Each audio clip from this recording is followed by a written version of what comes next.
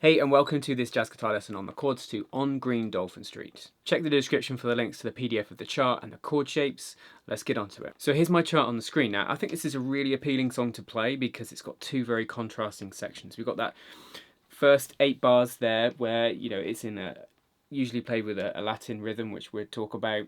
And then I've written it with first time and second time bars for the other section. And as you see, it's labeled to be played with a swing rhythm. Now here's a close-up of all the chord shapes you're going to need to play this one. C major 7 off the E string. C minor 7 also off the E string.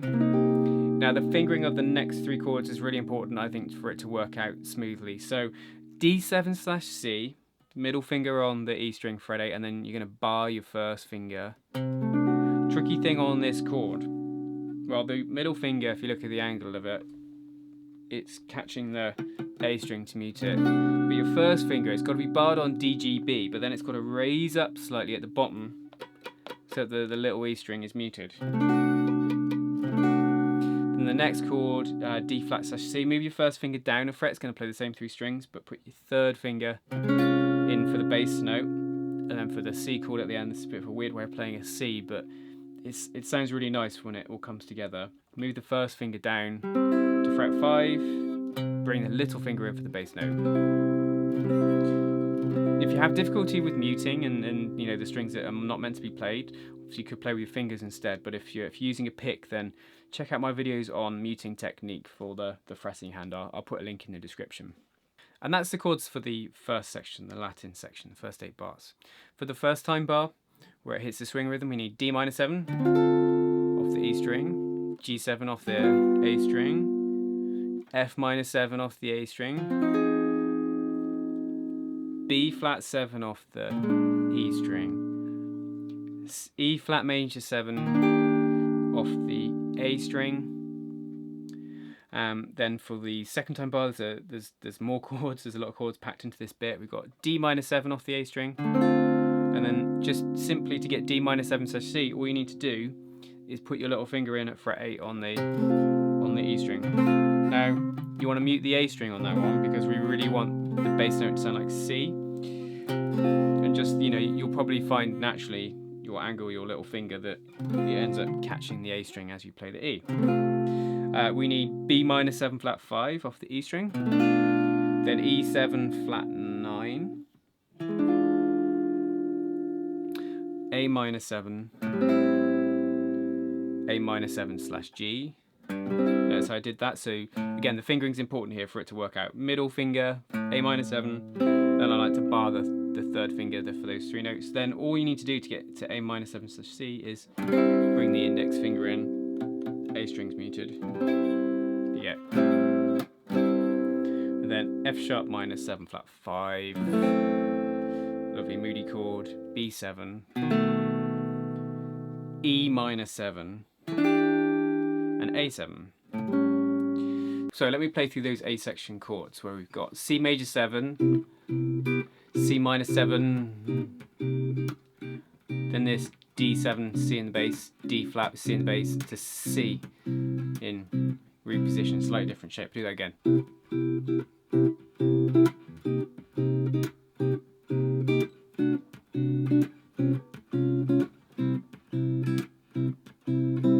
Now that section is labelled to be played with a Latin rhythm. That's kind of a loose term. What does that mean? That could be many different variations of Latin rhythms that we could try to use there. You might get someone looking at that and think, oh, well, maybe I need to bossa that. Or that sort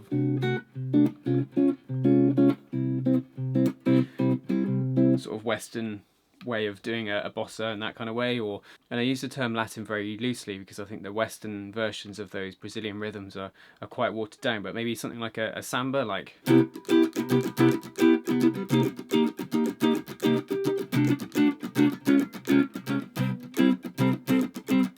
think it's open to interpretation, but if you listen to versions, what quite often happens in this section is the bass player lays down a groove and then maybe some sustained chords over the top, something like this. So I've just used my looper just to play like a groove with a C, and then I can be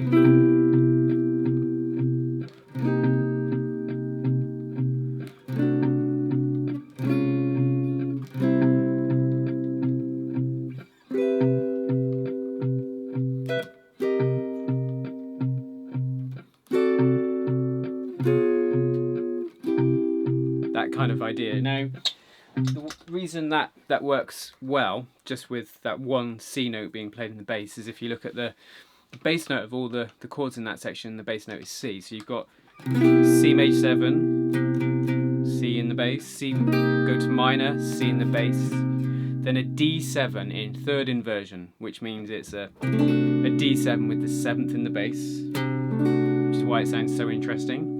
And then we get a D flat against C, that's like a major 7 in the bass of that chord, and then resolving back to C. And on those middle few strings you get, you hear that 2, 3, 4, 1, here you go, down again, down one final time. I really love that resolution at the end. I think it sounds amazing. That C chord's a pretty unusual way to play a C chord, but for me it works out best because we keep the continuity of that C there, which really gives the real sense of movement in the chords. But obviously if you've got a bass player laying down that C for you in a groove, you could play the chords without that bass note. You can, if I go back to my groove, say just C major 7, C minor 7 however I want it, D7 however I want it, D flat, C. It's not so critical if the bass player's taking care of that, but I think it's a nice thing to try to do, so you get that.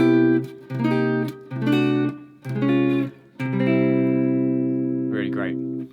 So that's our A section. In terms of how to play that rhythm, what I would suggest you do is listen to lots of versions and try and find one you like and try and copy it. But just because it says Latin, it's really open to interpretation. It might be more chord stabs or just like sustained chords. It depends who you're playing with as well, of course. But the really unique thing about the A section is the bass note remains the same for every chord, which helps create this wonderful sense of tension, which is definitely released when we hit that C chord at the end. So here's the B section on the screen. So we'll have just played that A section once through, then you hit the first time bar where it says swing. So we've got to jump out of whatever sort of groove we've got for that A section into this.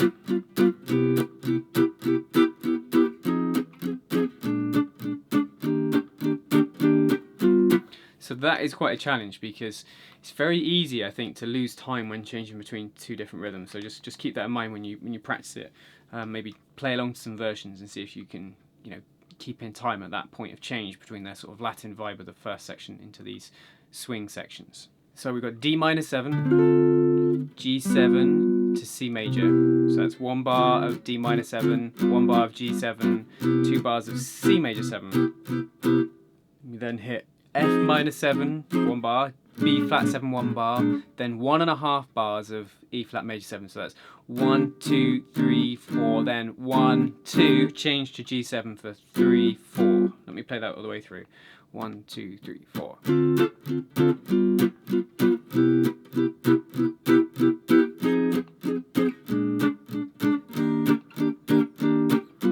Then we're back to whatever groove we set up for the A section. So if we were coming out of it, it'd be like.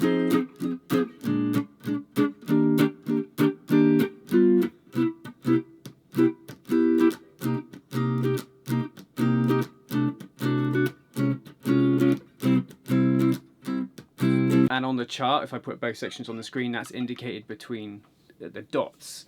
So if you look at the end there where it's got the G7 at the end of the swing section, you'll see those 2 dots. That takes you back to the dots at the very beginning of the song.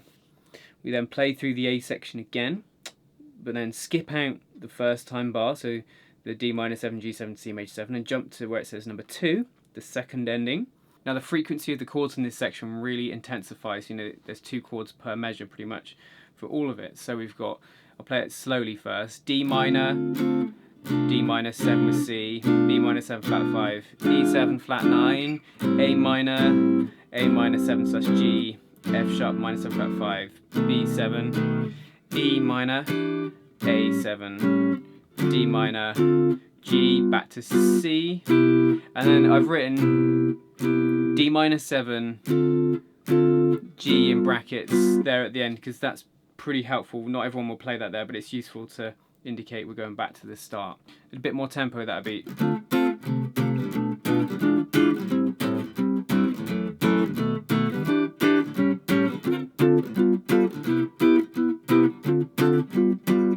So looking at the first line of that section, we've got some inverted chords. So the chords, the slash chords. So you've got the D-7/C and the A-7/G, which is to give us this bass. So it goes D, C, B, and then E, A, G, F sharp, B. So it gives us a nice strong bass line. So we've got D-7, then with the C in the bass, falling down to B-7/5 to a lovely 10th C7/9. A-7, then the A-7/G, which is the third in the bass, the 7th in the bass, so third inversion, falling down to F sharp minor 7/5 to B7. So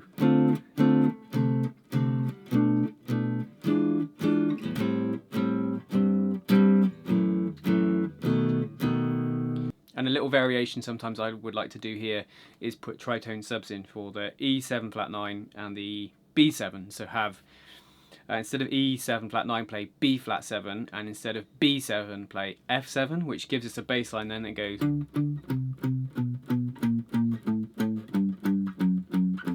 for this first line, so it's more chromatic-esque, you know, so like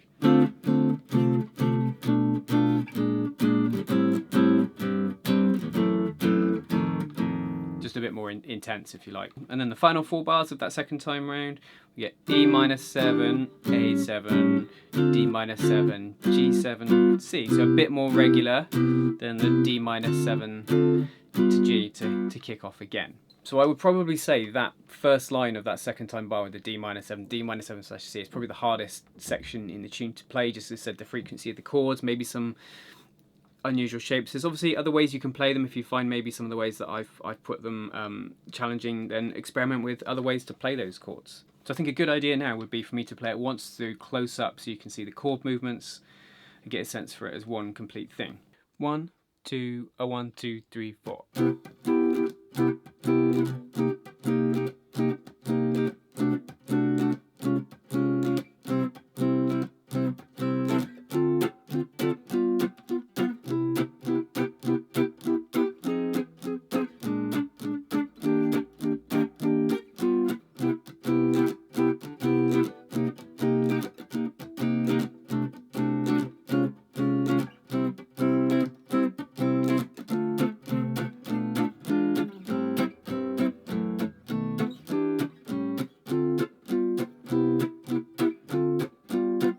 My next upload, I'll talk through the harmony, so what's going on in terms of how the chords are functioning, a bit of Roman numeral analysis.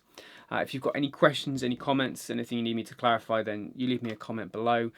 Subscribe for jazz guitar lessons every Wednesday and Saturday. Until next time, you take care.